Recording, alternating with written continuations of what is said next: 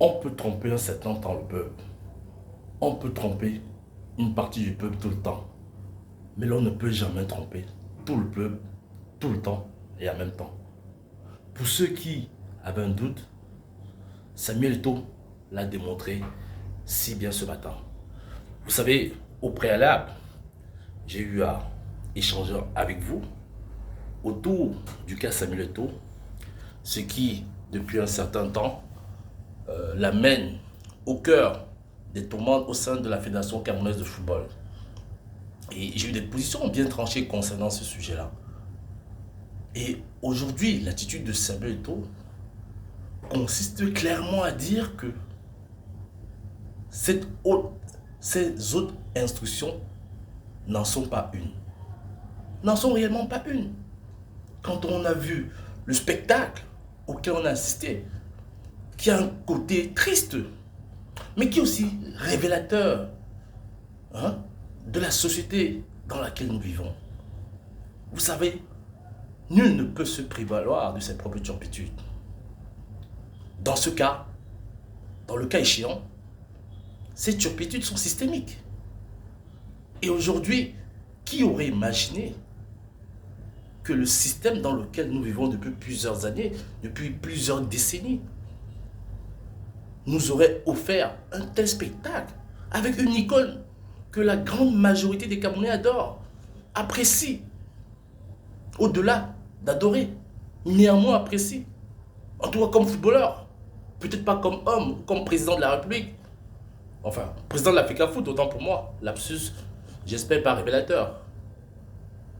Mais pour dire que si le système a pu poser un tel acte avec Samuel Eto'o, le système peut le faire, même vis-à-vis d'autres personnes qui peut-être ne portent pas très haut Samuel Eto'o, pour des raisons diverses et variées.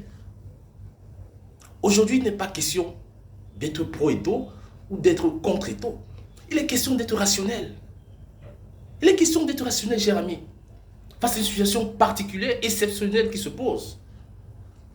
Beaucoup n'ont pas conscience que ce triste scénario peut mener à une situation inattendue. Nous sommes à une année anté-électorale, ne l'oubliez pas. Beaucoup de choses peuvent encore se passer, dans un sens comme dans l'autre. Aujourd'hui, à travers cela, on comprend que la République va mal. La République n'est pas gouvernée. J'en appelle au premier des ministres, au Premier ministre, M. John Gouté. C'est sous votre magistère que ce gouvernement se comporte ainsi, pas dans son immense majorité, mais qu'au sein du ministère des Sports, il se passe tout ce remue-ménage. Vous êtes quand même le premier de ces ministres, le Premier ministre, chef du gouvernement. N'attendez pas du chef de l'État pour prendre un certain nombre de décisions, même si on sait au préalable que vous n'en avez pas les pouvoirs. Mais il faut impulser. Il faut être capable d'impulser les décisions positives. Il faut être capable de nous sortir de cette merde qui n'honore pas ce pays. N'hésitez pas à faire une proposition de remaniement ministériel. N'hésitez pas, vous serez peut-être le premier à oser, mais n'hésitez pas.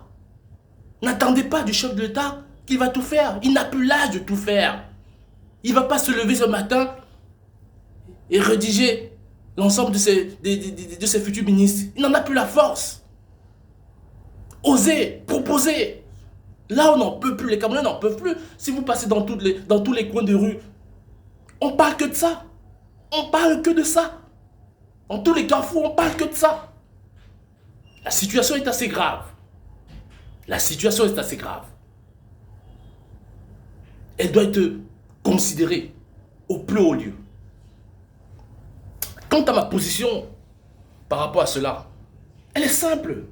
Elle est d'assumer. Samuel Eto'o est dans son droit le plus absolu. Oui, il est dans son droit.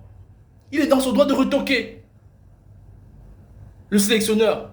Il est dans son droit de rappeler à M. Tolo qu'il n'a pas autorité, il n'a pas qualité à la ramener au sein de la Fédération camerounaise de football. Il ne s'agit pas ici d'être pro Eto'o, d'être contre Eto'o.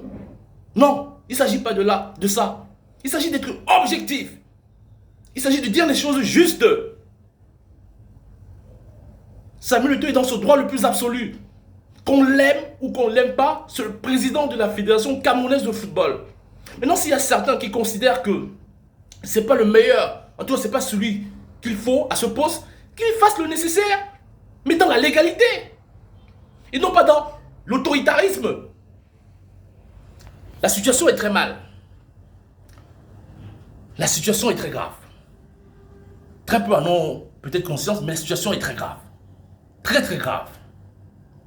Et je vais vous faire part d'une exclusivité. Vraiment d'une exclusivité. Et je suggère qu'on la prenne très sérieusement. Parce que Samuel Eto'o n'est pas capable de s'opposer au chef de l'État. Et ce n'est pas son but. Je ne me fais pas avocat ni défenseur de Samuel Eto'o, mais je rappelle les faits. Et je dis à ceux qui ignorent ou à ceux qui ne croient pas, c'est une information exclusive que je vous donne. Samuel Eto'o échange avec le chef de l'État. Je vous le redis, Samuel Eto'o échange avec le chef de l'État. Il n'est pas fou. Il sait ce qu'il fait. J'entends ci et là certains parler d'une menace d'arrestation. Je déconseille vivement. Vivement. Vivement. Parce que ça peut mener à une situation inimaginable. Samuel Eto'o, qu'on l'aime ou qu'on ne l'aime pas,